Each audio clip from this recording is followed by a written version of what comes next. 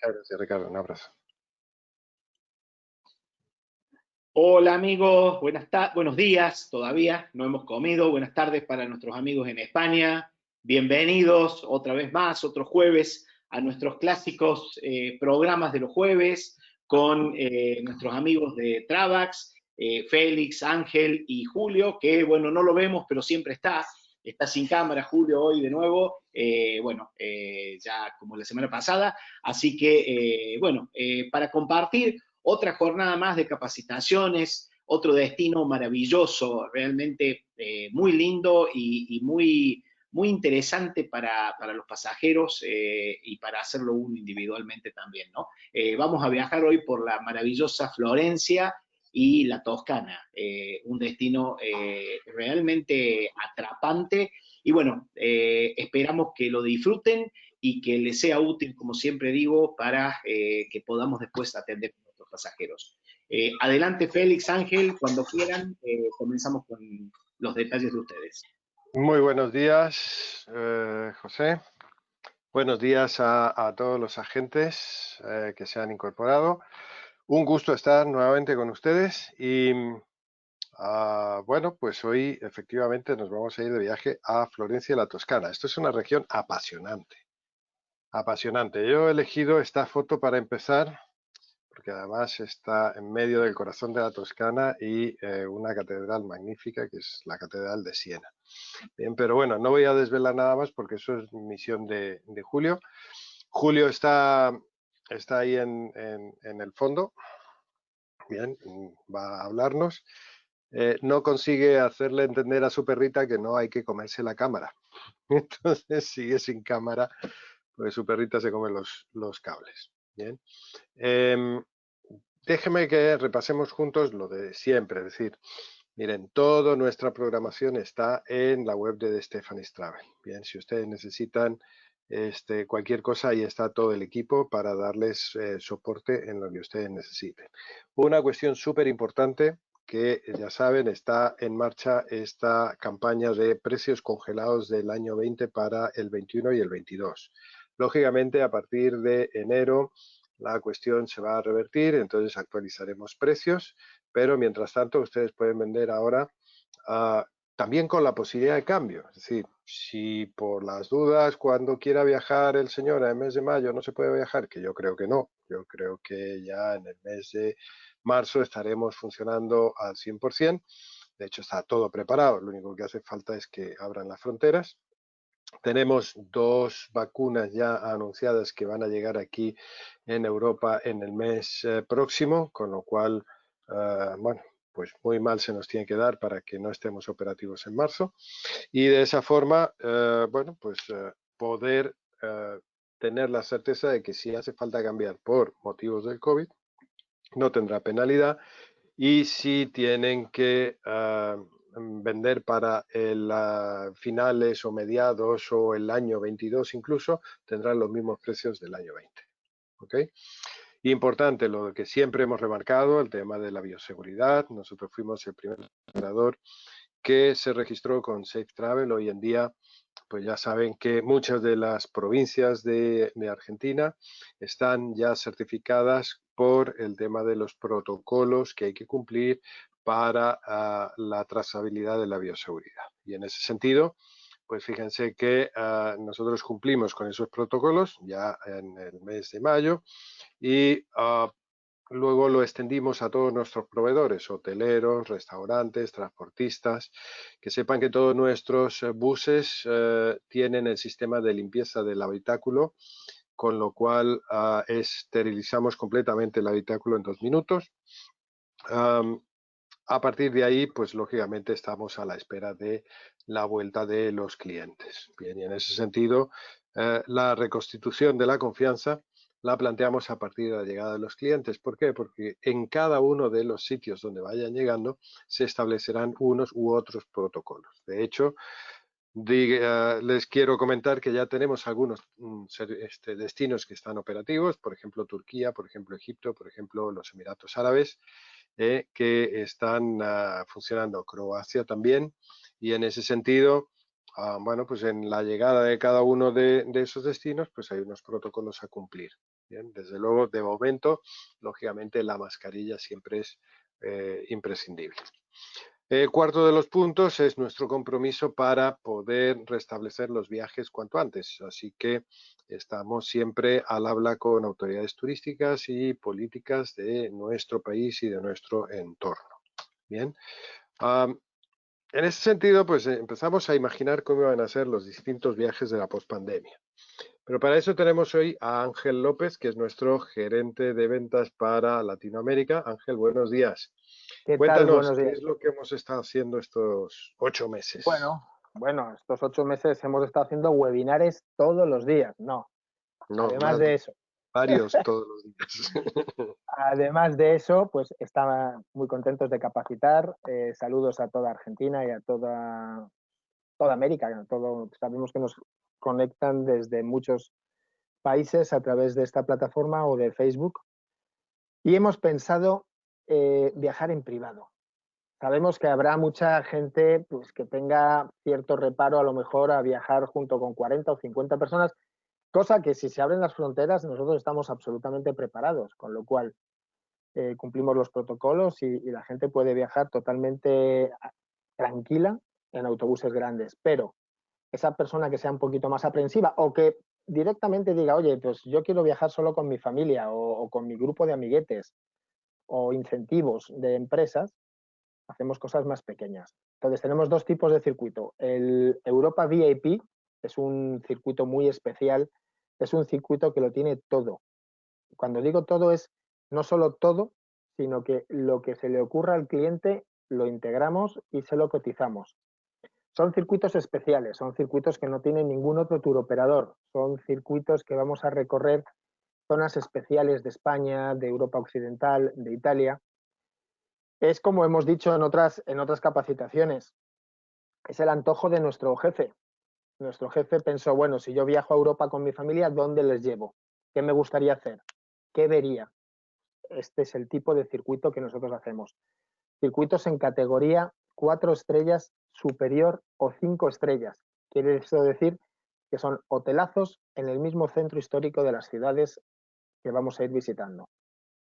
Pensado para de 4 a 6 pasajeros, en vans o furgonetas de capacidad de 9 personas, con lo cual tenemos capacidad más que de sobra para ir cómodos, para meter maletas. ¿Qué tiene de excepcional este circuito? Que somos nosotros los que nos vamos a ajustar a su día. Quiere eso decir, tenemos salidas diarias, que usted sale un día, nos ajustamos a ese día. Traslados de llegada, por supuesto, traslado de salida. Estamos hablando de un pedazo de circuito, aunque todo esto lo tenemos en nuestros circuitos regulares, con lo cual tampoco es una excepción. Desayuno buffet incluido en estos hoteles, tasas turísticas incluidas, que esto no lo comenta nadie, pero el tener las tasas turísticas incluidas es un upgrade y es una comodidad el llegar a un hotel y no tener que estar detenido en la recepción esperando a pagar para registrarse y que te den la llave. Seguro de asistencia. Tenemos un seguro con la compañía Mafre que nos cubre los 30.000 euros en sanidad. Cobertura de pandemia, señores, que es importantísimo ir con este tipo de seguro y no tiene límite de edad. Nuestros mayores viajan al mismo precio. Esto lo incluye todo. Esto tiene todo tipo de suplementos y de excursiones agregadas. Pero además tenemos otro tipo de viaje en privado. Este está basado en nuestros circuitos regulares, los mismos que tenemos en el catálogo. Pasear por España, Portugal, Marruecos, Europa, Medio Oriente, ir por Turquía, en familia, con amigos. Ya están cargados en el sistema online, ya se pueden hacer las reservas. Se van a sorprender cuando se metan en estos circuitos y vean el precio, ya que estos circuitos, el lujazo que es viajar en familia sin riesgo en este tipo de vehículos. Todo lo demás es igual.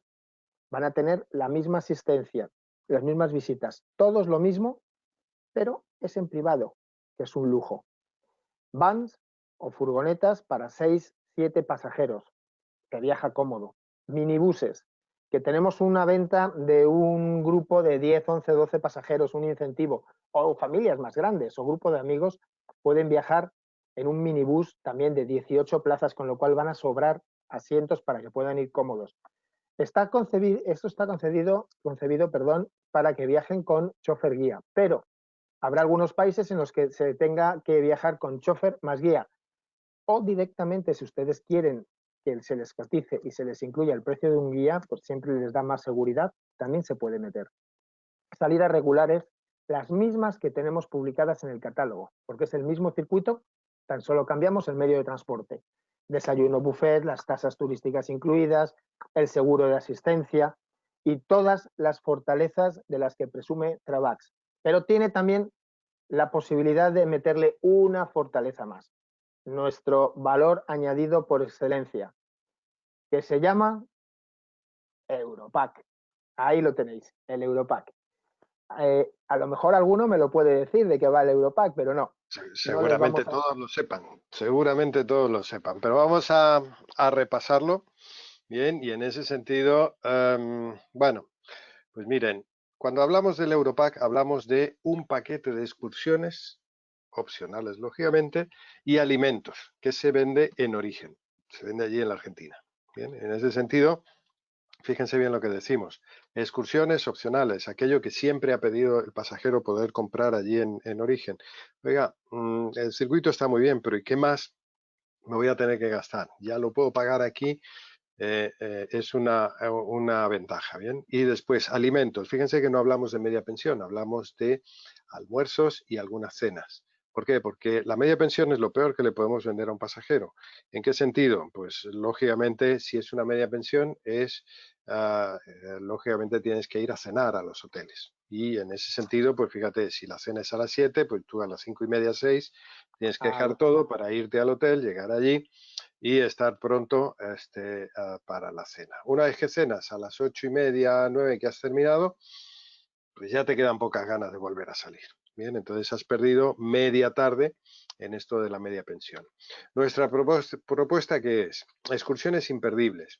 Fíjate que no te estoy hablando de una excursión pequeñita, de menor calado, sino que te estoy hablando de excursiones súper importantes que si las pierdes has dejado de ver una parte muy importante de Europa. Por ejemplo, Toledo, la ciudad de las tres culturas, desde Madrid. Por ejemplo, Museo Vaticano, Capilla Sistina. Por ejemplo, subir a la Torre Eiffel. Por ejemplo, hacer un paseo en el barco por el río Sena. Bien, un paseo romántico en góndolas. Bien, y en ese sentido, pues estamos subvencionando los precios. Bien.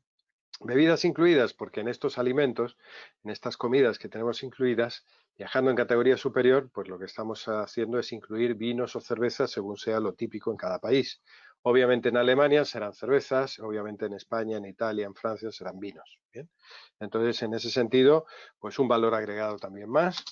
Y importante, esta reserva anticipada, esta compra anticipada de las excursiones nos permite, lógicamente, comprar los tickets con anticipación y los pasajeros no harán filas. Solo ponerles un ejemplo. Museo Vaticano en plena temporada, bien, son 2 kilómetros de fila a pleno sol. O sea que en ese sentido es una gran ventaja llegar hasta la puerta, bien, saludar y entrar directamente al monumento acompañado de nuestro guía en cada caso. Ya decía antes, están subvencionados los precios, es un ahorro para el pasajero. Mucha gente piensa que comprando estas excursiones en origen les va a salir más caro. Bien, ¿por qué? Porque la agencia lleva su comisión, porque hay intermediarios, pues no sé qué, yo voy a Europa. Importante, estas excursiones son de la puerta de tu hotel a la puerta de tu hotel. Bien, no es algo que tú compres en internet, que tienes que presentarte en un punto de partida, que además es multilingüe, que te hablan en un montón de idiomas, aquí es en español y además desde tu propio hotel, con lo cual es una gran ventaja y sale más barato que comprarlo en Europa y lógicamente respetando toda la cadena de distribución, es comisionable para las agencias también. Por lo cual, todo el mundo está servido, todo el mundo tiene sus ventajas y en ese sentido, pues es un paquete realmente muy interesante a la hora de completar esa venta que estamos haciendo. Bien, hoy nos vamos a ir a la Toscana. Seguramente, bueno, pues Julio usará una foto parecida a esta. Pero esta es una vista que a mí me gusta muchísimo, está tomada desde la parte sur, como yendo hacia Roma, y desde allí, pues Leonardo lo que hizo es ver Miguel Ángel lo que hizo es ver una visión de su ciudad natal cuando fue llamado por el Papa para hacer la Capilla Sistina. La gran vista que tenemos ahí es la cúpula de Santa María del Fiore. Bien. Y yo siempre recuerdo cuando veo esta foto esas palabras de Miguel Ángel, cuando él decía: Vado a Roma a fare la tua sorella, più grande ma non più bella. Voy a Roma, y hablaba con la cúpula, voy a Roma a hacer tu hermana, más grande pero no más bella. No sé si grande seguro es, y yo creo que igualmente bella, la cúpula de San Pedro del Vaticano. ¿A ti qué te parece, Julio? A mí, la verdad que me gustan las dos. No me gusta hacer comparaciones, pero hombre, la de Florencia creo que tiene más mérito, ¿no? Aunque sea por ser la inspiración de la otra. Lógicamente.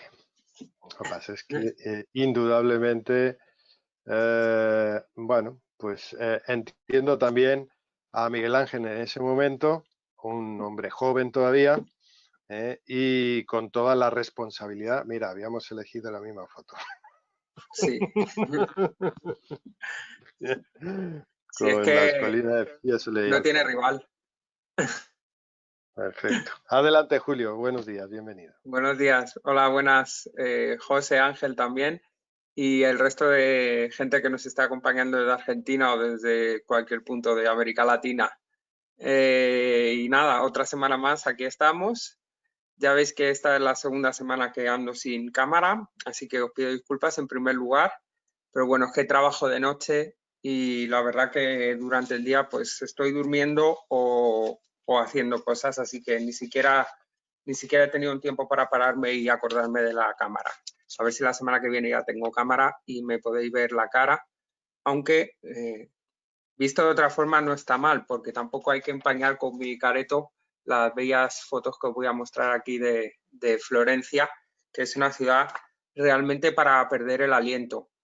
He hecho una serie de presentaciones últimamente con De Stefanis y Travax sobre Camboya, Vietnam y alguna próximamente haré, que son destinos más bien desconocidos. Así que cualquier cosa que diga, pues os va a sorprender prácticamente, ¿no? Porque son, ya digo, destinos mucho menos conocidos. Pero Florencia, seguramente alguno, y sobre todo teniendo en cuenta el nivel cultural que tenéis algunos de nuestros viajeros, igual la conocéis tanto o más que yo. Yo hace poco que empecé a ir a Florencia, al final solo tengo 26 años, así que seguro que tenéis anécdotas e historias con más enjundia que las mías.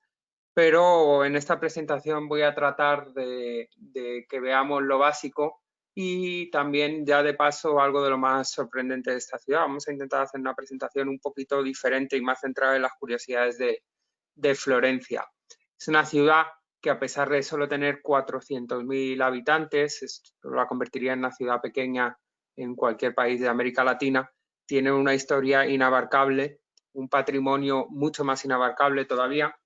Como curiosidad deciros que del patrimonio artístico de la UNESCO el 60% está en Italia y la mitad de ese está en Florencia, o sea que Florencia tiene el 30% del arte protegido por la UNESCO que hay en el mundo, y esto ya nos da una idea de que hacer una presentación de 1 hora es imposible, ¿no? Pero vamos a intentar por lo menos repasar lo más básico. Quien haya estado que se quede con las ganas de volver, aunque esto evidentemente es algo que pasa inevitablemente a cualquier turista o cualquier viajero que vaya a la Toscana, y quien no haya estado, pues que tenga unas pequeñas pinceladas para animarse a venir, aunque no creo que haga mucha falta. Es una ciudad que no necesita mucha presentación, solo con esta foto que le ha enseñado Félix y que les enseño yo ahora, desde el Piazzale de Miguel Ángel, ya estáis convencidos seguramente, así que lo que vaya a decir yo a continuación poco va a aportar, pero bueno, ya veréis que tiene muchísimo encanto esta ciudad, y en ese sentido, y para que veáis que no soy yo el único que lo piensa, he decidido coger algunas frases que he visto por internet para que se os haga la boca agua. Mira, por ejemplo, cómo la presenta la Lonely Planet. Dice, súbete a un puente en el Arno varias veces al día. La luz, el ambiente y la vista cambian cada vez que vas. Florencia es magnífica, siempre es romántica y siempre tan ocupada. Ha cambiado muy poco desde el Renacimiento y sus calles siguen evocando miles de historias. ¿Qué dice la National Geographic sobre Florencia? Dice, es un santuario del Renacimiento, luego hablaremos del Renacimiento. Nos ofrece esculturas, pintura, arquitectura, iglesias, palacios y todo de la mayor calidad artística que el mundo haya conocido nunca. ¿Y qué dice algún viajero que ha ido? Alguno dice, visitar Florencia es como asistir a una fiesta sorpresa cada día. Otros dicen, Florencia es la reina de Italia. Otros, pues, opinan que Florencia, a ver, bueno, disculpadme que ahora mismo no entiendo mi letra, que lo he apuntado aquí en un papel, pero la idea es que es la que nos expresaba, Da Vinci, que llegó a decir que si Italia fuera la Mona Lisa, su Mona Lisa, pues Florencia sería la sonrisa. Así que espero que esta sea la idea que os quede cuando acabemos esta presentación. Uno tiene muchos motivos para visitar Florencia y voy a intentar repasar cada uno de ellos. Aquí es un poco el guión de la presentación. Y bueno, para empezar, cuando vayáis a Florencia vais a ver este escudo, este símbolo que es la flor de lis por todas partes. Y así aprovecho y enlazo con el principio de la historia de esta ciudad, que se fundó en el año 59 a.C. Durante las festividades a la diosa Flora, ¿no? Y en ese sentido, la diosa de las flores, la ciudad de Florencia estaba llena de flor de lis, y este ha permanecido siendo su símbolo de poder, y después utilizado también por su mayor dinastía, la de los Medici, y lo seguimos encontrando hoy. Así que cuando veáis esta flor de lis en rojo y fondo blanco, o al revés, en blanco y fondo rojo, sabréis que este es el símbolo de Florencia. Por cierto, también de los Borbones en España, pero de color azul. Vamos a empezar ya con la presentación más histórica. Habría que remontarse mucho más allá, mucho más atrás de los tiempos de la hegemonía romana para saber las raíces culturales de Florencia y la región donde se enmarca, que es la Toscana. Y ello lo encontramos en el imperio o en el pueblo etrusco, ¿no?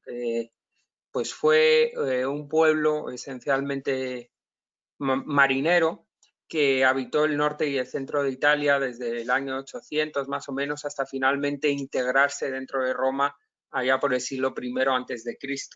Los etruscos, que era así como se denominaba el pueblo, pues tenían una liga de 12 ciudades, y si leemos su historia nos quedaremos muy sorprendidos de comprobar cuán modernos eran a pesar de estar tan remotos en nuestra historia, ¿no? Desde el trato que dispensaban a la mujer, que en muchas ocasiones trabajaba en pie de igualdad con respecto al hombre, hasta los derechos humanos, que ya reconocían a siervos y personas de clase baja. Nos va a quedar una idea de un pueblo que, a pesar de haber vivido hace mucho tiempo, era muy, muy moderno.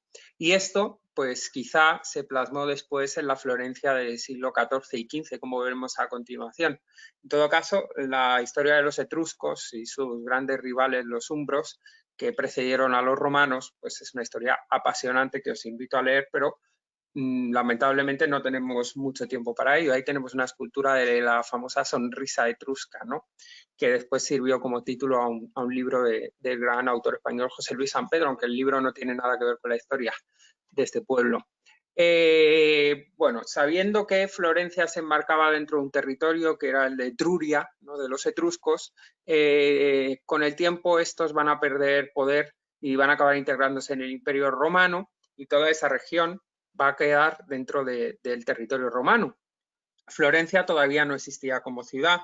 Sabemos que no hubo ocupantes permanentes hasta el año 59 a.C., cuando, como os contaba, en las épocas de las festividades a Flora, Julio César va a establecer allí una especie de campamento o ciudad de retiro para sus soldados veteranos. Además, ocupaba una posición estratégica, la ciudad de Florencia, en un valle que evidentemente sigue ocupando hoy en día. Era el lugar perfecto, con temperaturas agradables durante todo el año y buena comunicación gracias al río Arno, para establecer una nueva ciudad donde, pues eso, irían a parar sus veteranos, sus mejores días, sus últimos días.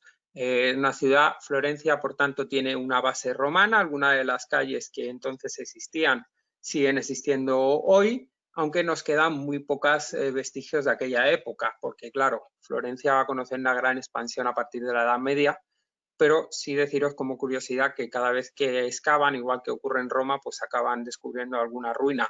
Mismamente debajo de la misma Plaza de la Signoría están haciendo algunas excavaciones, pero la historia de Florencia, al contrario de la de Roma, empieza a ser cada vez más importante una vez cae el Imperio Romano. Está más bien hacia el norte de Italia, no lo podemos considerar la región de la Toscana como norte de Italia propiamente, pero está en el centro norte, y a partir de la caída del Imperio pues se va a integrar durante una parte de su historia dentro del Imperio Franco, el Imperio Longobardo y al principio incluso en el primer imperio alemán. Pero al devenir de la Edad Media, del Medioevo, va a constituir una república. Sabéis que en toda Italia van a surgir repúblicas, algunas de carácter aristocrático, otras dominadas por la burguesía, como la República de Venecia, la República de Génova, la República de Pisa, la de Livorno y también la de Florencia, cuya base económica pues era el comercio, y donde sus habitantes, pues a pesar de estar enmarcados en la Edad Media, que era esencialmente feudal, pues tenían más libertad de pensamiento, de movimiento y una menor dependencia de la jerarquía eclesiástica y nobiliaria. Así que en ese contexto, en la Edad Media, pues Florencia va a ir ganando peso poco a poco. Hablo sobre todo de los siglos 8 a 13, y la República de Florencia se iba a ir asentando como uno de los protagonistas dentro de la península italiana. Hay una gran guerra entre güelfos y gibelinos, que son los que apoyan la autoridad papal contra los que apoyan la autoridad imperial, surgida a raíz de una disputa en las investiduras de los arzobispos, que si el emperador o el papa es quien tiene que nombrar a los obispos, etcétera. Florencia se sitúa del lado correcto, al contrario de lo que hace, por ejemplo, la República de Pisa, y esto va a ser determinante para el desarrollo de la ciudad. En ese sentido, con el apoyo papal, pues tenemos ya en Florencia, mucho antes de la construcción de ese gran duomo al que hacíamos referencia Félix y yo al principio de la presentación, ya tenemos otras grandes iglesias como la de San Lorenzo, San Miniato del Monte, ¿no? Como estamos viendo en esa imagen. Pero a lo largo de la Edad Media, Florencia, como digo, una república basada en el comercio, pues va a ir ganando mucho peso en el contexto europeo, sobre todo por la fabricación de lana, que es de mucha mayor calidad que en el resto del mundo, y esto pues el gran valor añadido que ello genera pues enriquece rápidamente a algunos, llamaríamos empresarios o comerciantes de aquella época, ¿no? Para que se hagan una idea, en el siglo XIII, de los 80.000 habitantes que se calcula tenía Florencia, más o menos 25.000 se dedicaban a la producción de tejidos de lana. Esto, como digo, va a ser el origen pues, del enriquecimiento de algunas familias, y esto lo vemos, por ejemplo, en que en aquella época, 1252, se acuña por primera vez una moneda, el florín, que ahí la estamos viendo arriba, el florín de oro, con ese símbolo emblema que digo que vamos a ver por toda la ciudad, que va a convertirse en el gran precedente de lo que hoy tenemos en Europa también, que es el euro, ¿no? Esta moneda fue ampliamente usada durante aquella época, a finales de la Edad Media, en toda Europa y casi diría yo en todo el mundo. Hoy en día siguen existiendo monedas como la húngara que siguen conservando el nombre florín, y esto nos da una idea de que poco a poco la República de Florencia se va abriendo paso como una de las naciones más ricas que conoció el medioevo. Y en ese contexto también pues surgen los primeros bancos, ¿no? Las primeras notas de pago, los pagarés, cheques al contador, etcétera. Todos estos conceptos que nos siguen sonando tienen su origen en esta época, en una época en la que ya no se pueden cargar carros de caballo de oro porque esto está muy expuesto a los robos y es muy complicado, y empiezan a surgir, pues ya digo, los primeros bancos. Algunos de los principales los tenemos en Florencia. Entre ellos destaca el Banco Medici, dominado por una familia de la que hablaremos a continuación, pero aquí les he puesto una de las primeras notas bancarias de las que tenemos constancia, que es del Banco Medici, con esa marca de agua tan particular de la familia. Llegamos al final de la Edad Media con una Florencia, bueno, estoy hablando todavía del siglo XIV, una Florencia que, al igual que el resto de Europa, también conoce la devastación de la peste negra en 1347. Unos años antes también el río Arno había crecido mucho su curso y había ocasionado una devastación sin precedentes en la ciudad, y fue un siglo por lo menos la primera mitad del siglo XIV, un siglo calamitoso para la ciudad y también para el resto de Europa. La peste negra se llevó por delante, como ya les he dicho en alguna otra presentación, 1/3 de la población. Pero a partir de aquí, toda esa ventaja económica que había ido acumulando Florencia y sus vías de comercio y la concentración del capital de la familia Medici, que tenía ideas bastante liberales para aquel momento, van a hacer que Florencia pues, llegue al siglo XIV predispuesta a convertirse en el foco de una nueva corriente, que es el Renacimiento, que va a sacudir los cimientos de Europa. Ahora os hablaré del Renacimiento, pero mirad, esta es una imagen aproximadamente de cómo era Florencia a finales del siglo XIV, y si ustedes ya han estado, identificarán que muchas cosas que estaban entonces, como el Duomo o el Campanile, el Ponte Vecchio, ahí vemos los 4 puentes de la ciudad en aquel momento, pues permanecen exactamente igual, la Santa Croce al fondo, etcétera. Este es un mapa actual de la ciudad de Florencia, del centro histórico un poquito ampliado, y ahí vemos pues, que algunos edificios no han cambiado en absoluto. Como decía la Nat Geo, la National Geographic, esto sigue siendo un santuario del Renacimiento, ¿no? El gran santuario, la meca del Renacimiento. Vamos a hacer un paseíto rápido por estos principales monumentos, pero como ustedes conocen la historia de Florencia seguramente tanto más que yo, solo les hago remisión a el libro de Historias Florentinas de Nicolás Maquiavelo, que nos cuenta la historia de toda la ciudad de una forma mucho más completa que lo he hecho yo ahora, hasta el siglo XVI. Y simplemente cuando vengan aquí, pasear por sus calles también será un paseo por la historia de la ciudad. Por ejemplo, un ejemplo, los leones de Florencia, que están por todas partes, son un símbolo del poder político y económico de los Medici. Cada uno de ellos nos cuenta una historia, son de una época histórica diferente, ya sabes, tenemos leones de la época romana que siguen sus esculturas en pie, otros que hacen referencia a leones reales, por ejemplo, los que los Medici tenían enjaulados frente al Duomo durante esta época del Renacimiento para simbolizar su poder, y junto con la flor de lis o el escudo de los Medici, pues son otro de los símbolos omnipresentes de la ciudad de Florencia. Después de la caída de los Medici, 1737, y del Ducado de la Toscana, pues durante los próximos siglos Florencia va a perder parte de su protagonismo, pero que sepan que la ciudad sigue acumulando historia desde entonces, ¿no?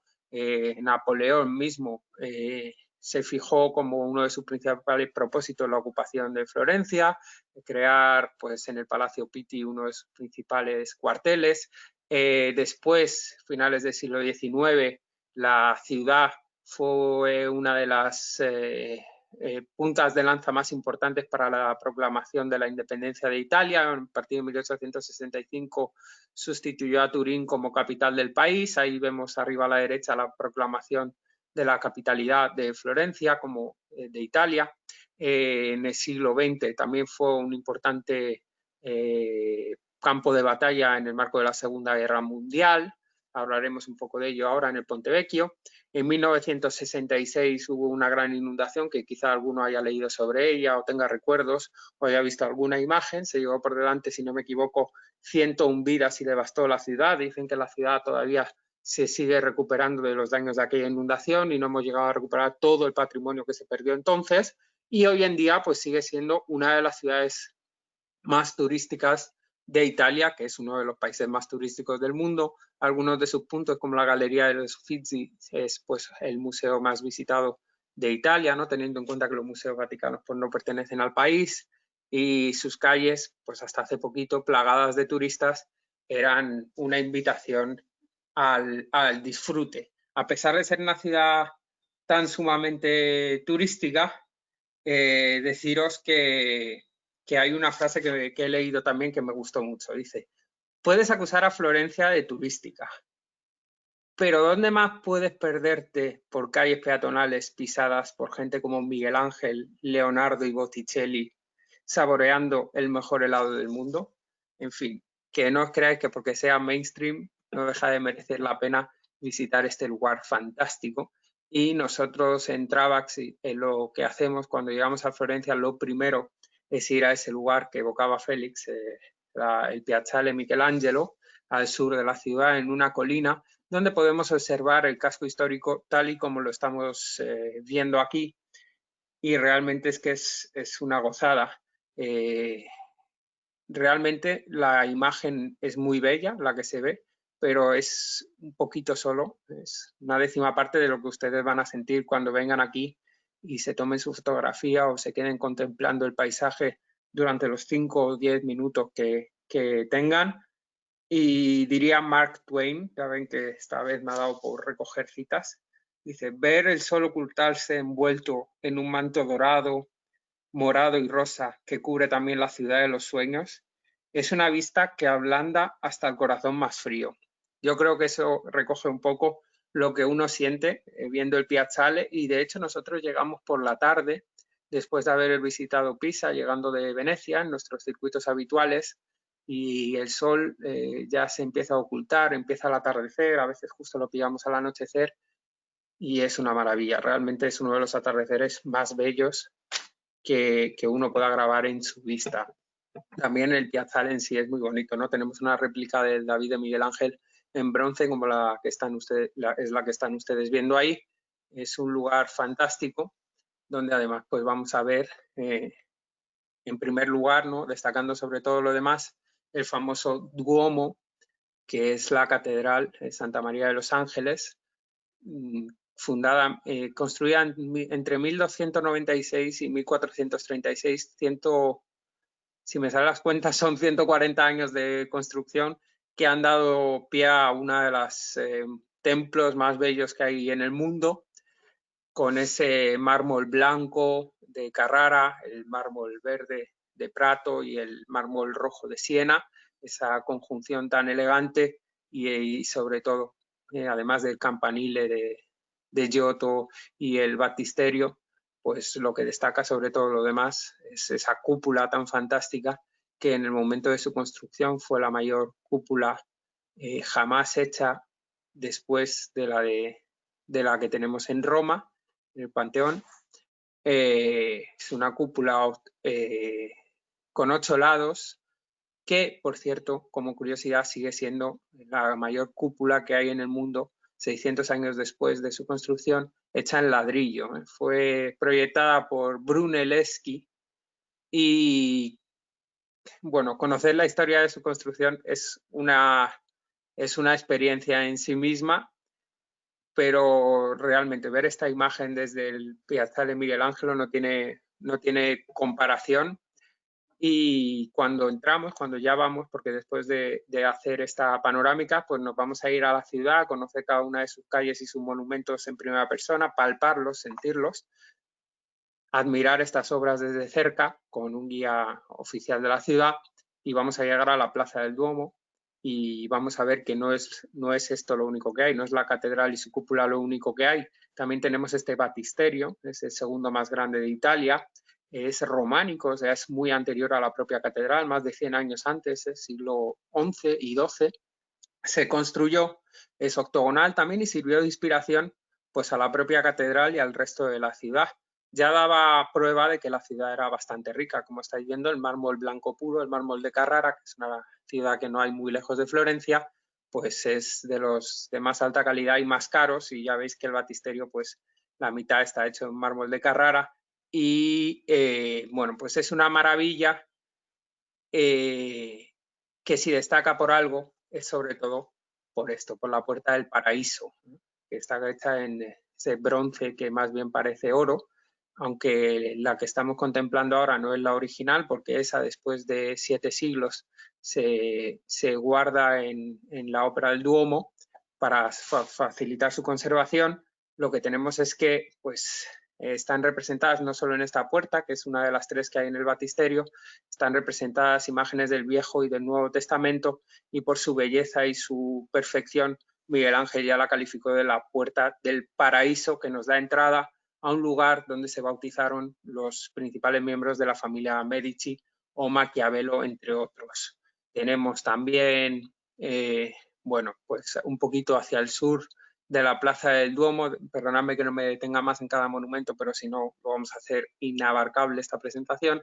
Tenemos el Palazzo Vecchio, que actualmente es la sede del ayuntamiento de la ciudad, y desde su fundación, pues en la Edad Media, pues ha sido siempre centro de poder en Florencia, ¿no? Donde tenía sede el poder político de la ciudad durante el tiempo de la República de Florencia y durante el tiempo del Gran Ducado de la Toscana, y posteriormente hasta nuestros días, ya digo, este palacio con aspecto de castillo medieval, porque realmente con esa intención se construyó, pues hoy en día también funciona como museo y como monumento principal de esta gran plaza que es el centro de Florencia, que es la Piazza de la Signoria. He decidido poner fotos de noche para que veáis que ni siquiera de noche Florencia pierde su luz, más bien resplandece de otra manera.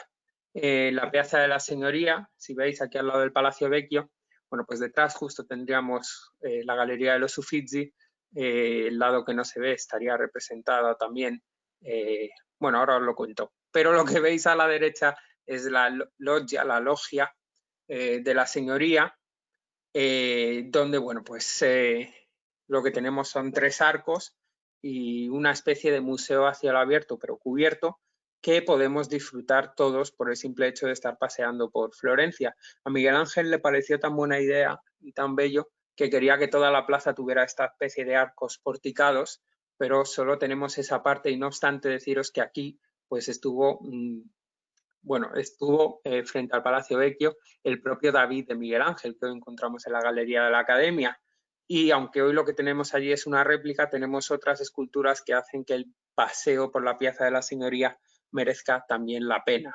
Aquí estamos viendo en general cómo sería la loggia, que está basada, por cierto, en monumentos que encontrábamos durante el primer imperio alemán en los países de cultura germánica. Y en Múnich tenemos, hicisteis la presentación de Múnich el otro día, allí hay también una loggia que dicen que es una copia de la de Florencia, pero que sepáis que en realidad los florentinos fueron los que les copiaron esta idea a los germánicos. Encontramos en la Plaza de la Signoria y en la loggia, pues entre otros, por ejemplo, ese gran monumento serpenteante que hay en el centro, que tengo la foto en el centro, que es el rapto de las Sabinas, que representa pues cómo los romanos raptaron a las mujeres sabinas pues para procrear y hacer crecer su ciudad. Esta escultura, por lo que destaca sobre todo, es que desde cada ángulo pues hay una perspectiva diferente, pero normalmente las esculturas se miran desde un punto siempre, ¿no? Siempre parece que tienen que mirar al mismo punto. Por ejemplo, el David dicen que está mirando a Roma, o ahí tenemos a Hércules con Caco, sinónimo hoy en día de ladrón en castellano, a la izquierda, que hay que mirarlo desde ese ángulo normalmente, o tenemos también, bueno, el rapto de las Sabinas es de Cellini, y tenemos a Perseo con Medusa de Gian Bologna, disculpadme, que es esa estatua en bronce donde Perseo pues por fin le arranca la cabeza a Medusa. No sé si es que porque no llegó a tiempo el resto de personas que hay a su alrededor también son de piedra, ¿no? Porque dicen que Medusa cuando miraba a alguien la convertía en una estatua, una escultura.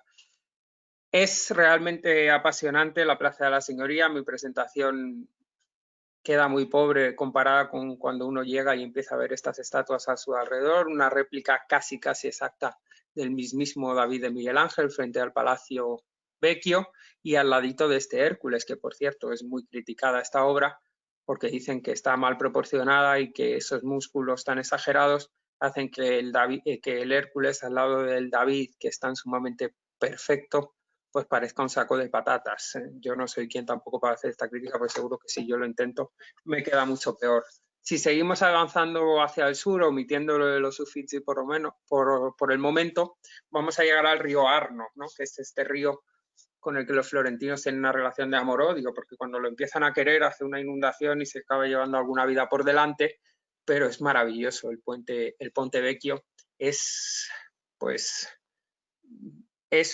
mucho más de lo que aparenta esta foto, que bastante bonita es por sí misma.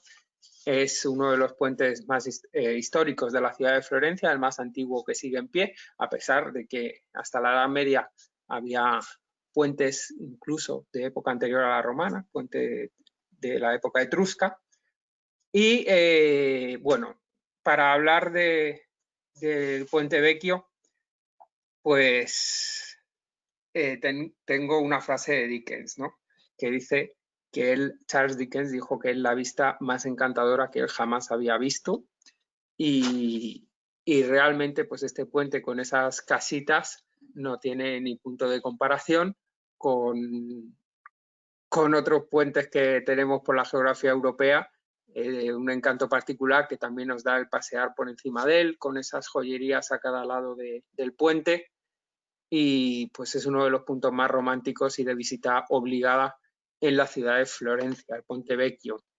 Deciros que el puente tiene una parte también que es el corridoio que comunica el Palacio Vecchio con el Palacio Pitti. El Palacio Vecchio era donde hacían política los Medici, el Pitti era donde vivían, y para no mezclarse con el populacho, pues se inventaron este corredor que comunicaba ambos lados de la ciudad, atravesando el Arno a través del Puente Vecchio, y es donde dicen que vais a tener la mejor vista del puente si venís a este corridoio.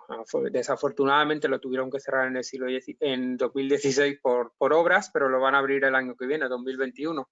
Así que va a estar a puntito para que vengáis y entréis por el corridoio y admiréis esta obra, a través de la cual pues los Medici evitaban, ya digo, en un tiempo ya en el siglo XVI en el que no eran tan queridos por el pueblo, pues tener que mezclarse con él para llegar a su casita, que era el Palacio Pitti. Y deciros que si el Ponte Vecchio, esas casas y esos edificios hoy están destinados a joyerías, es porque a los señores Medici, si no me equivoco, a Cosimo I de Medici, le molestaba el olor que desprendía el puente, porque donde hoy hay joyerías, antes lo que había eran carnicerías, y las condiciones de refrigeración eran bastante más pobres entonces que ahora, a pesar de todo el dinero que tenía esta ciudad. Y se iban directamente sin tener que cruzar la calle ni mezclarse con la gente, y mucho menos atravesar ese puente lleno de carnicerías hasta su Palacio Pitti. Se llama así porque se lo compraron a un noble, a un banquero también de Florencia, que se llamaba Pitti, y que ha servido de inspiración por ejemplo, a la Casa Real de Múnich, construida por Hitler, porque no sé si lo sabían, pero Hitler era un enamorado de Florencia. De hecho, si el Ponte Vecchio sigue en pie después de la Segunda Guerra Mundial, fue porque Hitler, aconsejado por el cónsul alemán en Florencia, consideró que el puente era demasiado bello como para ser destruido y se limitó a destruir el resto de edificaciones medievales que había alrededor, pero el puente en sí no.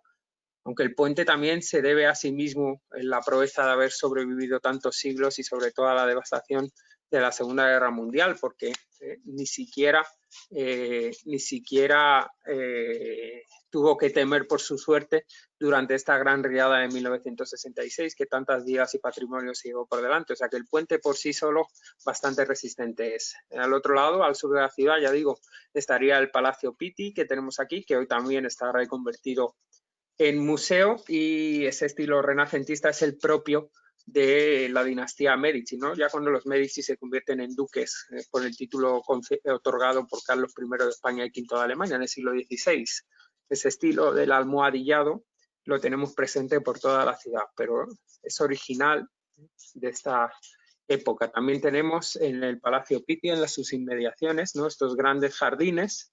Italia no se caracteriza en la corriente artística italiana por tener jardines tan impresionantes como los franceses, pero aquí hacemos una pequeña excepción porque los Boboli pues son una ocasión estupenda de, no creo que nadie se llegue a cansar de la riqueza urbana de Florencia, pero si eso pasara, aquí en los jardines Boboli pues vais a tener ocasión de esparciros y admirar otro tipo de belleza, elegancia y que es como el ser humano moldea la naturaleza.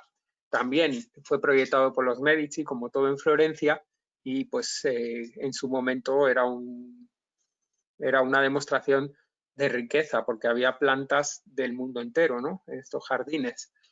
Siguiendo el paseo por Florencia, encontraremos la Santa Croce, la iglesia franciscana más grande del mundo, después evidentemente de la Basílica de San Francisco de Asís, una iglesia bastante humilde, pero en sus orígenes, ¿no?, los franciscanos así son, pero ya veis que en la fachada, si os acercáis un día, veréis que esa fachada de mármol es simplemente pues eso, una fachada, y justo inmediatamente después ya tenemos el edificio en ladrillo. La fachada fue incorporada posteriormente en contra de los deseos de los franciscanos. La Santa Croce, además de por su fachada, es muy, muy conocida y muy respetada por los italianos porque es uno de sus grandes panteones nacionales, donde descansan algunas de las personas que han hecho de Florencia la capital del mundo, diría yo, durante buena parte de nuestra historia.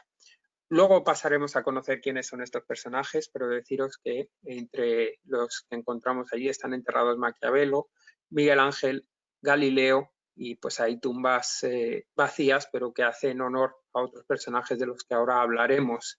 También en el Paseo a Florencia es obligada una visita a la Galería de la Academia, que entre otras obras de Miguel Ángel, pues vais a encontrar esta obra cumbre de la escultura universal que no necesita presentación. Aquí tenemos el original.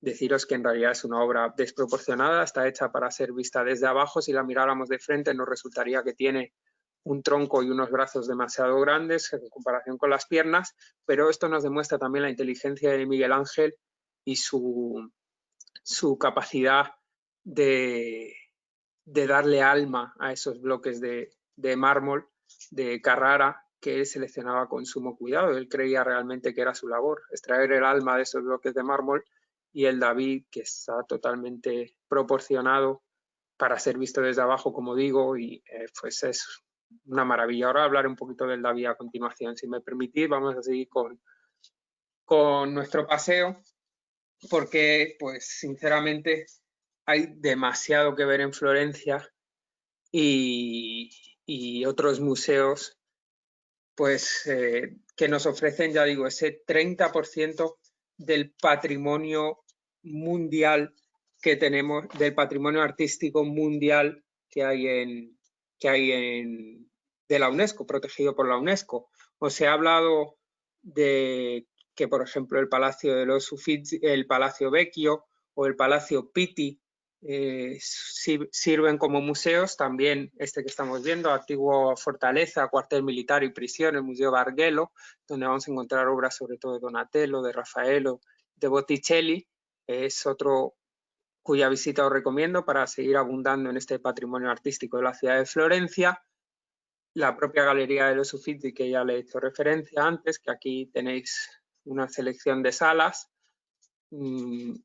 Ahora es que me cuesta no adelantar lo que os quiero comentar. Y sobre todo aquí tenemos la logia de los Uffizi, que es un lugar que ahora vamos a pararnos a conocer con detenimiento, y donde vamos a encontrar representados los florentinos más famosos, justo detrás, como estáis viendo, del Palacio Vecchio, la Plaza de la Signoria. Ahora iremos con ello, pero simplemente deciros que además Florencia tiene otros muchos atractivos, ¿no? Iglesias como la de Santa María Novella o San Miniato del Monte, que ya os he enseñado al principio, la de San Lorenzo, una fortaleza como puede ser la de Belvedere, que la tenéis ahí, el Fuerte Belvedere, ya a las afueras del casco histórico, o la más reciente, la del siglo XIX, Piazza de la República, donde se proclama esa capitalidad de Florencia como capital de Italia, que va a durar muy poquito, ¿no? Hasta que Roma, unos años después, ni siquiera una década después, va a ser declarada capital de Italia, pero va a suponer el hito principal de esa nueva Florencia que florece, para la redundancia, a partir del siglo XIX. Es una plaza nueva, destaca por sus elegantísimos cafés, hay ese tío vivo tan emblemático de otras ciudades que florecen a partir de la segunda mitad del siglo XIX, y como curiosidad deciros que la Plaza de la República ya existía en época del Imperio Romano, porque era donde se cruzaban la calle Cardo y la de Cumano, que son las dos calles principales de cualquier ciudad romana. Y por supuestísimo también, si queréis volver a Florencia un día, tenéis ahí el Mercado de la Paja con el Porcellino, que hay que tocarle el morro para un día volver a la ciudad. Y además de la ciudad, de delimitaros con lo que se ve, también es con lo que se come, ¿no? Destaca sobre todo por sus carnes, sea la tripa o el lampredotto, esas vísceras de vaca, de cordero o de cerdo, como la porchetta también, o los salames y otros embutidos, pues que podemos degustar incluso en puestitos callejeros, aunque sea a las 10, 11 de la mañana, seguro que se os abre el apetito viendo esto, sobre todo aquellos que les gusten más las casquerías, y aquellos que tengan un paladar un poquito más fino, la bisteca a la fiorentina, que pesa entre medio y 1 kilo, es ese bistec, esa costilla de vaca que los florentinos pues tanto aprecian. Tenemos otra gastronomía, además de las carnes, el queso pecorino toscano, el papardelle al sugo de conejo, al jugo de conejo, que es esa pasta que tenemos a la derecha, la panzanella, que es ese tipo de ensalada que tenemos abajo, hecha con ingredientes parecidos a los del gazpacho, la focaccia o sciacciata fiorentina, que es ese pan típico de Florencia, que además se hace sin sal, porque eso sí, son sanos ante todo. La sopa de ajo, que también da muestra de que los florentinos son capaces de hacer joyas culinarias con los ingredientes más humildes. Se llama ribollita, esta sopa de ajo. O los helados, por supuesto, que dicen que tienen su origen en el siglo XVI también en la Florencia de los Medici. Así que Florencia también es la capital de los helados, una ciudad con la que estamos eternamente en deuda, no solo por los helados, sino por todas las invenciones que se han llevado a cabo aquí, como vamos a ver a continuación, y por supuesto el vino toscano. Aquí tenemos una selección de marcas, el Poliziano, Montepulciano, el Brunello de Montalcino, de que os hablaré a continuación, etcétera. Florencia también es una de las capitales de la moda del mundo, desde Emilio Pucci, Roberto Cavalli, Gucci, toda la selección de cueros y de pieles. En el Mercado de la Paja podéis comprar cualquier producto en cuero, o los zapatos de Salvatore Ferragamo, o por supuesto el perfume, que también tiene su origen en la ciudad de Florencia, en contra de lo que muchos piensan que el perfume es una cuestión francesa. Fue llevado a París por Catarina de Medici. Cuando fue ella proclamada reina de Francia, se llevó a su consejero particular, que era el que le hacía los perfumes, para esconder, ocultar esos malos olores que desprendía la gente, ¿no? Por el miedo a bañarse, que imperó durante la Edad Media, el Renacimiento y hasta bien entrada la Edad Moderna, porque creían que era una forma de infectarse con bacterias, ¿no? A través del agua, en fin, justo lo contrario.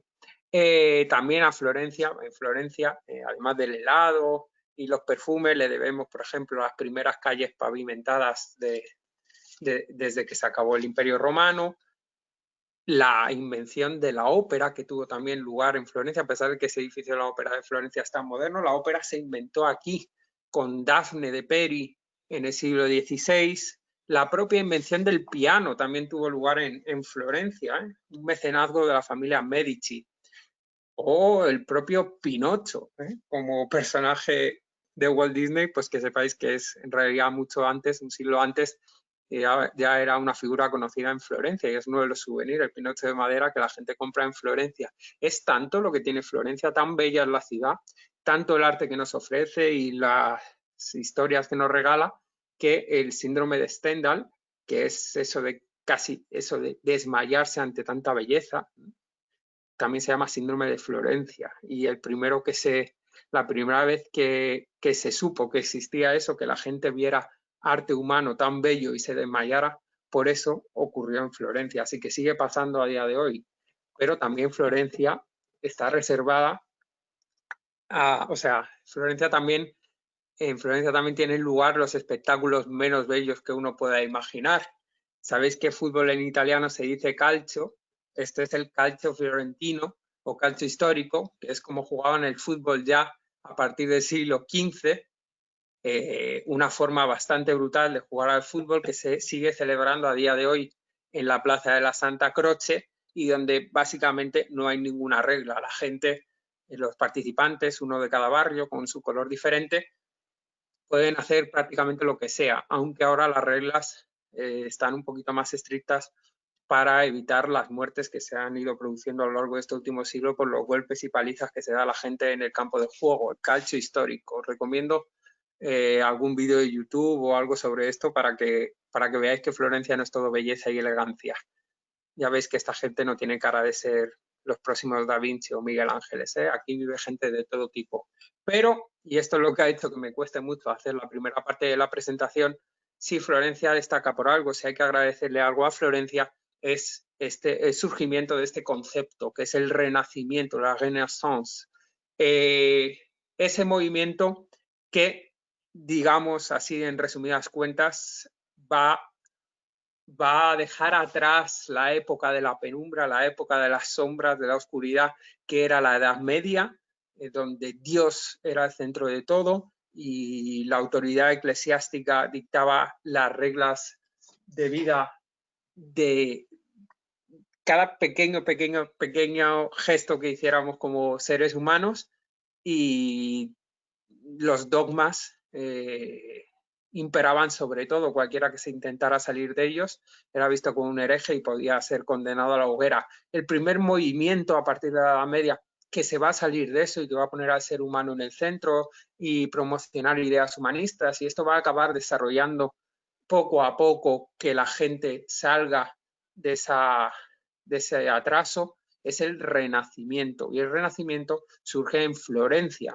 ¿Por qué surge? Bueno, los orígenes son diversos, ¿no? Es una conjunción de factores. Primero, en el siglo XIV, que es cuando empieza esta corriente, ha sido muy devastadora la peste negra.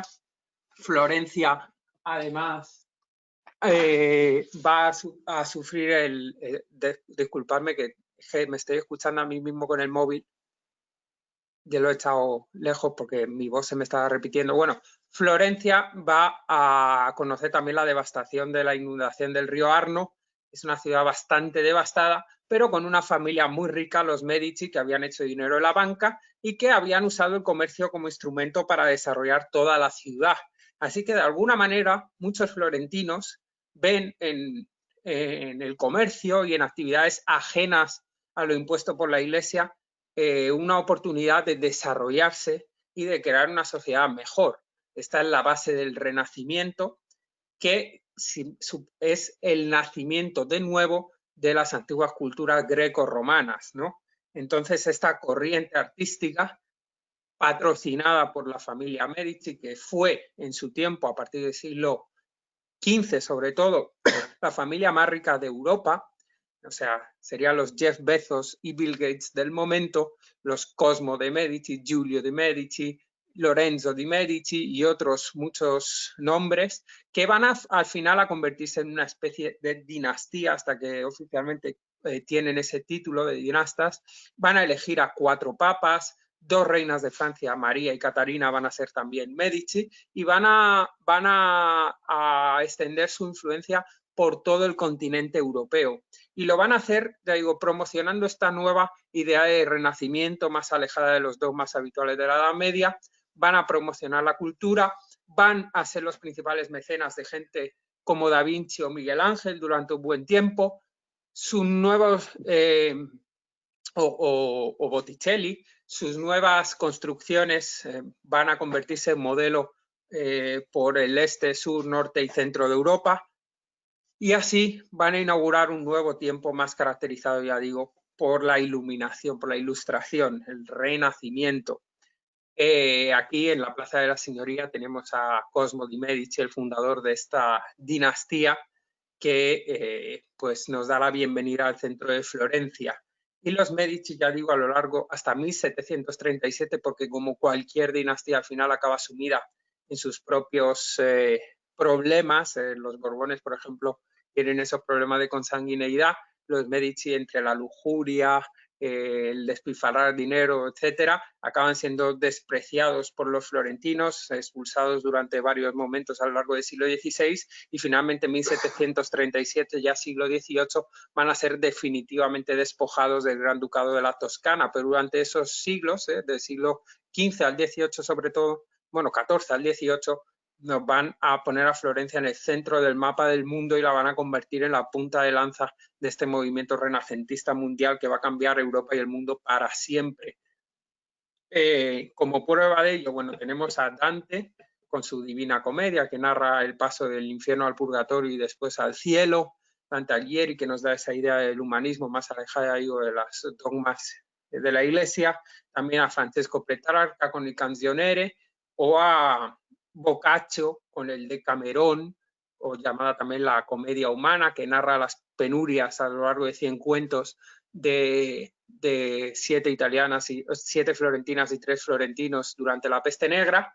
Estos 3 autores van a usar la lengua vernacular, el florentino, en vez del latín clásico, y así van a inaugurar también una nueva corriente en la que cada país va a asumir su cultura nacional, va a abandonar poco a poco el latín, y de hecho el florentino se va a convertir en el estándar para el futuro italiano. Así que también el italiano que se habla hoy en día en todo el país tiene su origen aquí en estos 3 autores que van a dar el pistoletazo de salida al Renacimiento como movimiento cultural y que van a abandonar el latín, ¿no? O sea, acercando más así la escritura y la cultura al pueblo. También 2 siglos después, Florencia es el lugar que ven hacer a Maquiavelo. Hoy en día todos hemos oído hablar de Maquiavelo, pero, bueno, o por su obra El Príncipe, pero este hombre, pues además de uno de los padres de la filosofía moderna, también lo es de la ciencia política, en ese libro donde narra cómo tiene que ser un buen gobernante. Deciros que todas estas estatuas que estamos viendo son las que hay en la logia de la Galería de los Uffizi, así que paseando desde la Plaza de la Signoria hasta el río Arno para ver el Ponte Vecchio, nos vamos a encontrar con cada uno de estos personajes a los que tanto tenemos que agradecer nuestras raíces culturales y la educación que hemos recibido, nuestra forma de pensar y incluso esos descubrimientos, ¿no? Porque si América hoy la conocemos tal y como es, no se la debemos exactamente a Amerigo Vespucci, que fue un importante navegante y sobre todo narrador que nos contaba las realidades de ese nuevo continente a principios del siglo XVI, se la debemos a otro italiano. Ya sabéis que tuvo la osadía, Cristóbal Colón, que hoy sabemos casi al 99% que era genovés de la República rival de Florencia, tuvo la osadía de decir por aquí también se va a llegar a las Indias, y esa forma de pensar, ese plantearse los dogmas, decir el mundo se acaba aquí, eso es una prueba fehaciente del éxito del Renacimiento, porque con el pensamiento anterior nunca nadie se hubiera atrevido a hacer algo así. Pero también en el campo de la arquitectura, la escultura, la pintura, etcétera, le debemos mucho al Renacimiento. Ya os he dicho la frase de antes, Florencia tiene todo, pero de la mejor calidad que se haya hecho nunca. El Duomo de Brunelleschi es una prueba de ello. Giotto, este personaje también florentino, que vamos a encontrar a través del Campanile de Florencia o la Basílica de San Francisco de Asís con sus frescos, también es un personaje fundamental.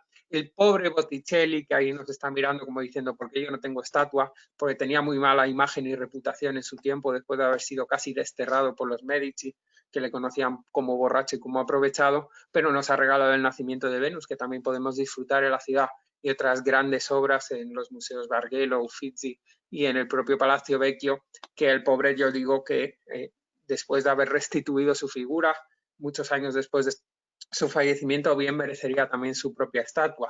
Para eso tenemos también a Donatello, este florentino que nos va a regalar la primera estatua desnuda, que también viene a romper con esas ideas de la Edad Media, que es el David, ¿no? Es renacimiento porque nace otra vez la cultura romana y ahí tenemos a ese David de bronce de Donatello, que también es precursor del otro David, el de Miguel Ángel. Florencia está llena de Davides que se hicieron sobre todo cuando los florentinos expulsan por primera vez a los Medici, porque fijaos, los Medici presumían de ser descendientes de un cazador de gigantes, cuando han vuelto déspotas y habían olvidado que al fin y al cabo el dinero se lo debían al trabajo de sus propios habitantes, pues una vez que los expulsaron decidieron erigir y los florentinos con estos grandes escultores que de hecho habían sido financiados por los propios Medici, varios Davides, como demostración de que al final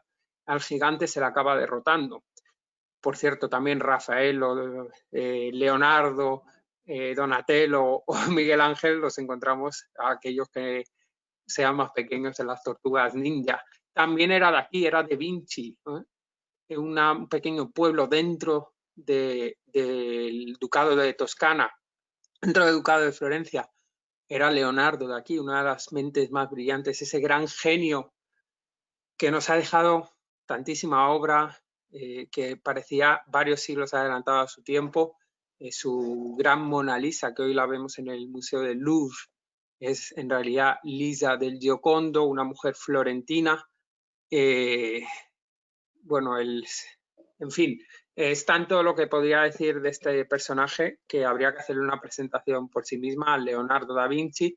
Otro que también se merecería varios días de explicación sería Miguel Ángel, cuya obra principal, el David, podemos disfrutar junto con otras obras suyas en la Galería de la Academia, además del resto de la geografía italiana, ¿no? El Moisés en Roma, etcétera, la Pietà o, por supuestísimo, la Capilla Sistina. Bueno, en fin, hay mucho que decir sobre estos personajes. Galileo Galilei, que nació en Pisa, que aquel entonces también pertenecía a la República de Florencia, es el padre de la ciencia moderna, es el padre de la física, de la astronomía.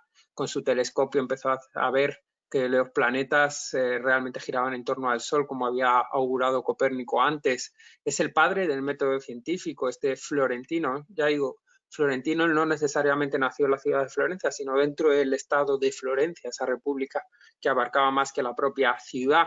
O su discípulo Torricelli, otros personajes porque Florencia no nos ha dejado de dar personajes desde entonces, a pesar de solo tener 400.000 habitantes hoy en día. Torricelli, el inventor del barómetro, este hombre que sentó también las bases de las matemáticas modernas, los números indivisibles, etcétera. Nos ha hablado del Pinocho también, creado por, ahora no me acuerdo del nombre del autor, Dodoli o algo así,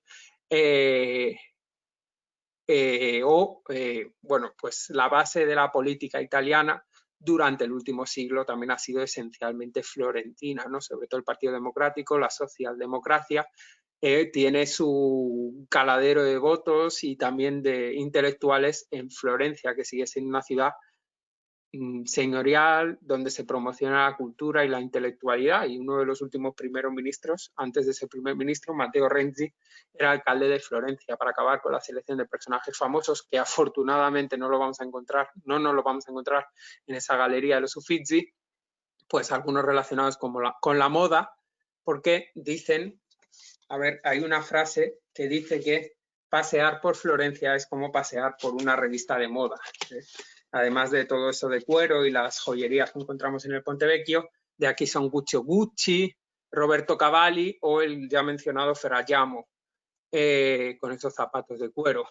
Además, bueno, pues Florencia, a ver, todo lo que he mencionado ahora son hombres y lamentablemente esta es la historia de nuestra humanidad, ¿no? Las mujeres han tenido un papel importante, pero lamentablemente han sido silenciadas. No sé si por los historiadores o por el machismo del momento, pero Florencia también nos ha dado mujeres muy importantes. Florence Nightingale, que esta mujer inglesa que en el siglo XIX fue la creadora o precursora de la enfermería y de los cuidados al paciente, nació en Florencia, por ahí se llamaba Florence. Grandes musas, no hablo solo de Lisa del Giocondo, que ahora tenemos abajo a la derecha, que era una mujer también adelantada a su tiempo, que ocupó posiciones de responsabilidad en la ciudad de Florencia, sino otras como Beatrice Portinari, que tenemos ahí arriba en el centro, la musa de Dante Alighieri, eran florentinas. Y algunas mujeres como Plautilla Neri, que la tenemos arriba a la derecha, fue también una importante arquitecta y pintora, como Brunelleschi o Donatello o Raffaello, pero lamentablemente sabemos mucho menos de ella acerca de hoy, sobre todo porque sus obras no las solía firmar ella. O dos reinas de Francia, como mencioné anteriormente, María y Catarina de Medici.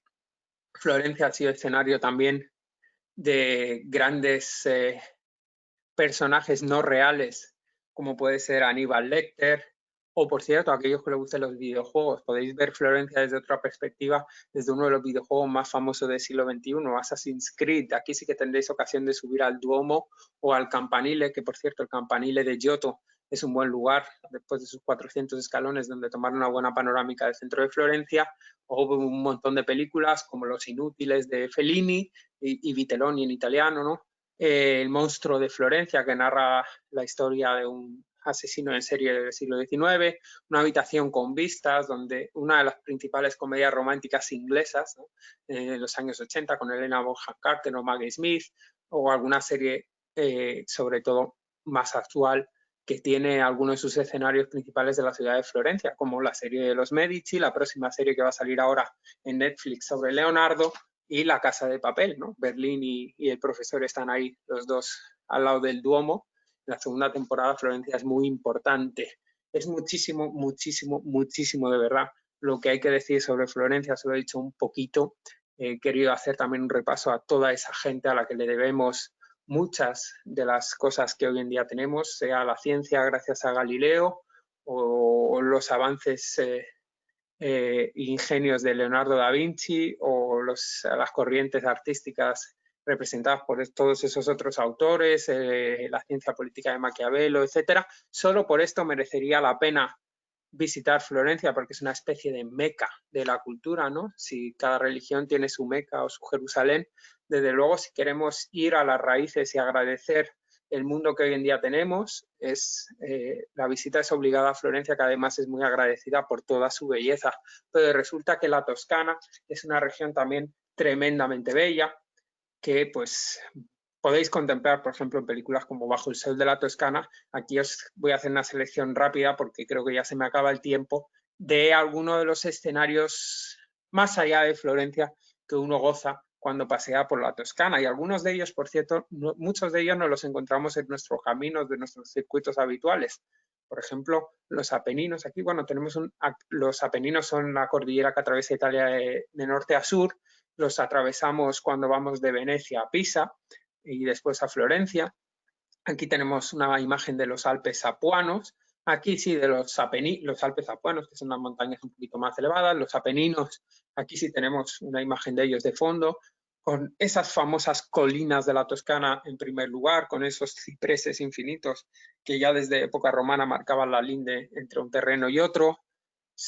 De una belleza realmente incomparable en la región toscana, en su ámbito, ya digo, también rural, ¿no? Sin necesidad de irnos a la arquitectura humana y a esas ciudades tan bellas, algunas de ellas amuralladas, otras de estilo renacentista como la ciudad de Florencia y otras con grandes puertos, en fin, como veremos a continuación, sin necesidad de ir ahí. También la naturaleza por sí sola ha hecho de la región de la Toscana una región bellísima, pero además para aquel que se quiera quedar más tiempo, pues nunca va a dejar de ver cosas, nunca se va a aburrir en la Toscana.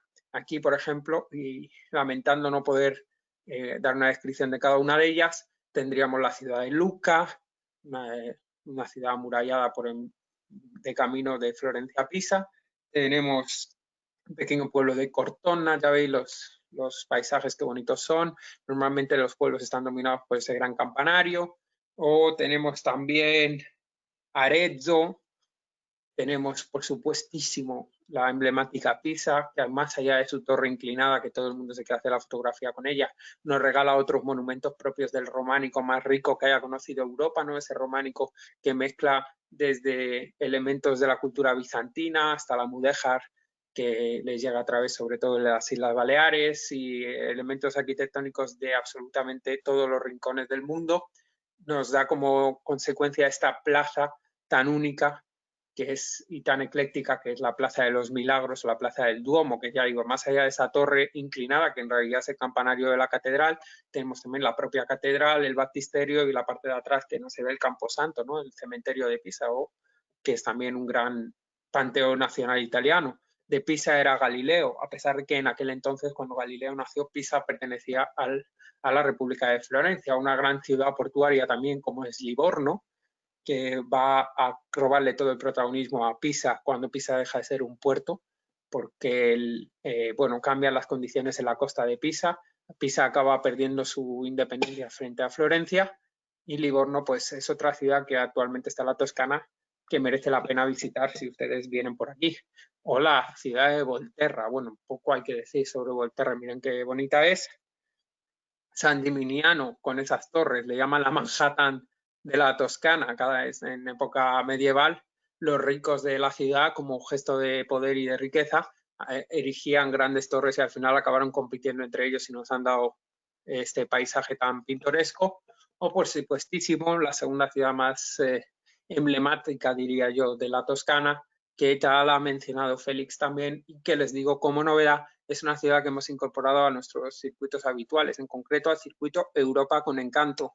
Hacemos una excursión de un día los lunes, después tenemos 3 noches en Roma y después nos iríamos a Barcelona tomando un crucero, pero ese día del crucero, como tomamos el crucero por la noche el lunes, durante el día nos vamos a dedicar a hacer una excursión por la Toscana y además de conocer algunos de los paisajes que ya les he mostrado, con esos pueblitos que nos van quedando a cada lado de la carretera y las colinas emblemáticas de la Toscana, vamos a hacer una parada en la ciudad de Siena, ¿no? Se supone que Pisa y Florencia ya la habremos conocido antes de ir a Roma y Siena la dejaremos para después. Aquí tenemos una imagen de su torre principal, la Plaza del Campo, donde se celebra en julio y en agosto el tradicional Palio de Siena, una carrera de caballos de origen medieval, donde cada barrio de la ciudad, 10 barrios diferentes, compiten a ver quién es el ganador y que nos evoca eso ya, esa época medieval y renacentista que sigue estando presente en toda la región de la Toscana, porque fue la época en la que la Toscana de alguna manera era la capital del mundo o vanguardia del mundo, y la ciudad de Siena, pues también, como sucede con Florencia, en cada calle tenemos una historia, una anécdota y una, vamos, realmente nos embarga la emoción de la belleza que transmite la ciudad de Siena, y uno de los hitos de la ciudad también es su grandísima, majestuosa catedral de mármol blanco y negro, que, bueno, pues por su elegancia es visita obligada. De hecho, nuestra visita por Siena incluye la entrada a la catedral y la explicación de la guía turística, porque si es impresionante por fuera, les aseguro que más les impresionará por dentro. Y este día que hacemos la excursión, finalizaremos tomándonos un buen vinito en Montalcino. Montalcino es un pequeño pueblo de la Toscana, que no es ni más bello ni más feo que otros pueblos, porque todos son particulares y todos nos van a encantar, sobre todo cuando veamos que tiene murallas medievales, que eso es algo que los turistas siempre quieren fotografiarse con ello y les impresiona bastante, pero sí, vamos a ir a Montalcino expresamente, además de porque es un destino que no ofrecen otras agencias y eso hace que nuestro viaje sea único y particular, es porque tiene un vino, el Brunello, muy especial y uno de los favoritos de los italianos, el Brunello. Así que iremos a una bodega típica donde siguen elaborando con sus métodos artesanales de siempre y acabaremos el día y nuestro viaje por Italia conociendo una bodega y tomando un buen vino Brunello de Montalcino. Por supuesto, este es nuestro circuito habitual, pero si quieren conocer las otras ciudades como San Gimignano, tener más tiempo en Florencia, etcétera, ahí tienen esos otros tours de los que le hablaban Ángel y Félix, que estamos diseñando ahora para un viaje más particular. Así que nada, muchas gracias. Saben que he intentado presentar Florencia con todas las limitaciones de tiempo, pero si tienen alguna duda, alguna pregunta que quieran hacerme, adelante. Realmente, muchísimas gracias, Julio. Excelente la capacitación, excelente la charla. o sea, impresionante, impresionante. No sé cómo hiciste para meter todo lo que hablaste en el tiempo. La verdad que muy bien. Y bueno, es cierto, queda tanto para poder hablar y para poder hacer Florencia como uno quisiera o como se lo merece, que bueno, es imposible en un poco más de una hora poder expresar todo lo que tiene esa maravillosa ciudad. Félix, Ángel, no sé cómo vienen ustedes. Bien, pues efectivamente, desde luego la gente está encantada, encantada. Felicitaciones desde Panamá. Marcela Romero también te dice que es súper completo. Excelente, Julio, y mucho. Patricia, realmente muy contenta toda la gente, increíble mostrar la Toscana. Es cierto que es una zona de una concentración magnífica de obras de arte, yo no sé, ahora mismo no acuerdo si lo ha dicho Julio, pero una ciudad que tiene 80 museos y 400.000 habitantes es realmente algo alucinante, alucinante. No solamente los museos, no solamente la cultura. Julio nos ha dado una clase magistral de gastronomía. O sea, cuidado, que uno siempre piensa en la Toscana y ve aquella bisteca tremenda, pero hay muchísimas cosas más. Y ha dicho una cosa súper interesante. Bien, sano, comida sana, porque además es que allí la dieta mediterránea es algo que impera. Bien, pero sobre todo aquellos aperitivos a base de panceta, ese bacon así gordito, cortado, que se comía en las canteras de la Toscana, eso es, con ese vino Brunello de Montalcino, vamos, es ya una maravilla. ¿Ok? Entonces, realmente preguntas como tal no tengo, solo felicitaciones. Ángel, no sé de tu parte. Pues a mí me ocurre como a ti, Félix. Hay muchísimas felicitaciones. Mira, hay dos cosas, Mira, acaba de entrar una. Pascual Calvosa dice una de las mejores presentaciones, si no la mejor. Y Pascual Bueno, conoce un si poquito Pasquale, Italia. que es italiano, además nos lo dice, felicidades, ¿Eh? Julio. Así que acaba de Gracias. entrar aquí. Pero, Hay y disculpadme que ha habido momentos que me trababa, pero es que tenía mi Bueno, propia presentación en el móvil y me estaba volviendo loco. Entonces ya he Me tenido dices, que te lo quité tirar el antes. móvil lejos porque me estaba poniendo nada muy pasa nada. nervioso. Cristina Hernández, que es una de nuestras seguidoras, dice, gracias, muy buena presentación, historia, lugares, cultura. ¿Qué más le puede pedir uno a Florencia? Gracias, Julio, insisto, soy tu fan. Carlos dice, Julio, no se te olvidó nada, lo has dicho todo. Tan solo se te pasó decir lo bellas que son las florentinas. Bueno, habrá que ir Vale, para allá para volver a lo pasar digo lista. ahora. María José dice, el helado más rico me lo tomé en Florencia junto al batisterio. Y felicitaciones, todos son felicitaciones, amigo. Así que en tu línea. Gracias. Pues adelante, José. Con el helado es un tema complicado en la Toscana porque cada pueblo se pelea a ver cuál es el que tiene el mejor. En San Gimignano está esa heladería famosa, que no me acuerdo el nombre ahora, pequeña, tan chiquita que la gente hace fila y espera afuera para entrar a comprar el helado, que ahí nuestros pasajeros suelen hacer delicias cuando van. Suelen pasarlo muy bien. Y sí, la verdad que la gastronomía impresionante y la contó muy bien Julio, así que gracias por a la hora del almuerzo hacernos dar el hambre. Ya nos diste la abreboca, ya ahora tenemos que comer sí o sí. Bueno, pues para la hora de la comida, pues déjame que te haga unas cuantas sugerencias dentro del Estamos en la... rincón de la cocina de Trabas, que cada día nos van llegando muchas más recetas, así que ya les digo que si quieren algo para preparar ahora para el almuerzo, pues miren, unas pocas ideas. Arroz, aquí tienen un arroz al horno contundente con patatas, con morcilla, con garbanzos y una receta fácil de hacer, pero además muy rica. Tenemos también, mira, hablando de Italia, esto es carbonara, no es de la Toscana, pero realmente hecha por un italiano.